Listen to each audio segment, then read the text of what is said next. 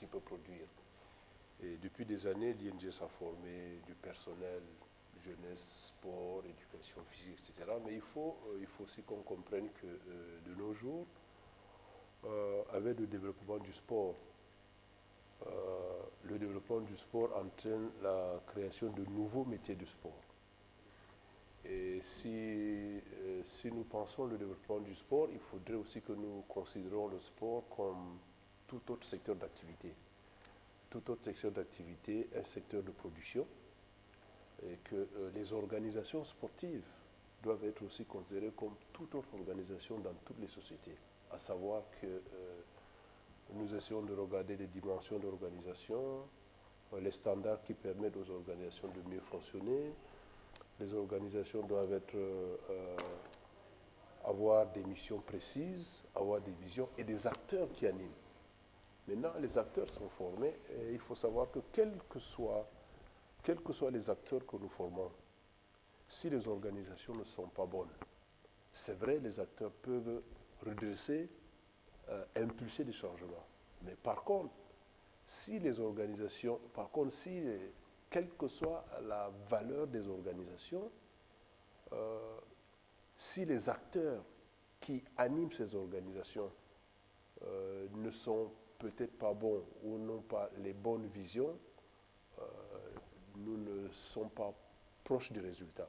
Donc, il faut donc qu'on se dise tous d'accord que en sport comme partout, les organisations ont besoin d'avoir des agendas clairs, avoir des responsables qui animent avec de bonnes visions, et ceci, quel que soit le secteur. Nous avons aussi, le mouvement sportif aujourd'hui, le mouvement sportif comme on est aujourd'hui, a fait beaucoup de chemin. Et les organisations, en 2009, quand j'étais responsable de la coopération au ministère des Sports, j'avais commis un livre, j'avais intitulé Le sport camerounais malade de sa gestion. Parce qu'en fait, et bon, à cette époque, certains ont mal pris.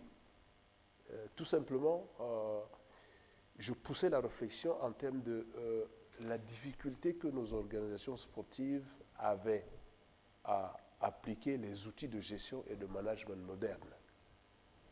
D'une part, et d'autre part, l'État lui-même. Nous avons libéré le mouvement sportif. Mais sauf que nous ne sommes pas préparés pour voir la suite. C'est-à-dire que les acteurs du mouvement sportif aujourd'hui, nous avons ensemble, nous tous, si nous voyons le vent de la démocratie qui avance dans le monde entier, dans les organisations et dans les organisations sportives, parce que le sport est l'espace le plus démocratique possible. Donc ça va vite, les acteurs sont en train de bousculer de tous les côtés. Il faut donc mettre en place de bonnes organisations. Il faut donc que, heureusement que le sport est un espace de partage. Si les gens sont tous d'accord et que nous mettons en place un certain nombre d'organisations, nous nous accordons tous sur une vision, des programmes d'action et nous mettons des acteurs, et vraiment des acteurs qui viennent animer le mouvement sportif. Parce qu'il faut aussi comprendre qu'il y a des acteurs qui viennent dans le sport parce que le sport étant quelquefois, si vous interrogez certains dirigeants sportifs, quand je parle de dirigeants sportifs, nous tous, hein, il y a des gens, quand vous interrogez, pour eux, ils viennent au sport parce que c'est un peu leur distraction. C'est un peu parce qu'ils ont du temps libre. Ils ont d'abord leurs activités premières à faire et quand ils ont le temps, ils viennent animer le sport. Or, le sport ne peut plus être animé comme ça. Le sport doit être pris comme un champ d'activité comme tous les autres champs. Et que les dirigeants sportifs doivent réfléchir comment amener le sport, comment amener les organisations sportives à être performantes. Heureusement pour nous d'ailleurs que la majorité des dirigeants sportifs sont suffisamment outillés.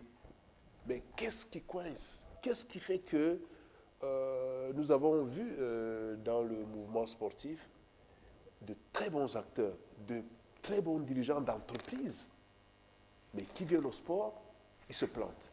Ils se plantent parce que, je dis comme ça, peut-être parce qu'ils ont des problèmes pour faire le transfert des outils de performance des entreprises vers les organisations sportives qui doivent être aussi prises comme des entreprises.